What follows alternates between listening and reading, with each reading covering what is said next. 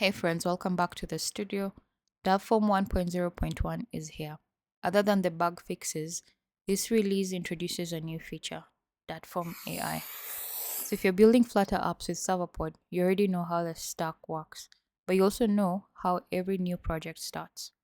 You run Serverpod create, the folders appear, and then you're staring at an empty project deciding on where to begin.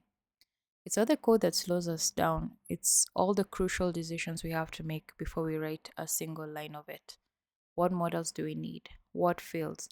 And how should the data design look like? So it's the same setup ritual every single project. You know what you want to build, the boilerplate is just in the way. So, what if you could skip all of that and just describe your app in plain English? And that's exactly what Dartform AI does. You type a sentence or two describing your project, and your models, fields, and relations scaffold themselves on the canvas. So, you head over to Open Dartform, select your project. At the top right, click on Try Dartform AI, describe what your app does, and Dartform builds this backend structure for you. From one prompt, you get a model structure to start with, fields inferred, relations connected, ready to generate. You're not starting from scratch anymore.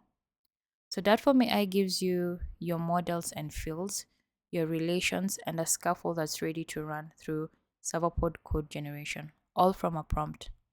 This is for anyone who wants to spend less time on setup and more time on building. Dartform AI comes with every plan. Dartform 1.0.1 is live now. Head to dartform.dev, describe your app, and watch your backend appear. Go give it a try, and I'll see you on the next one.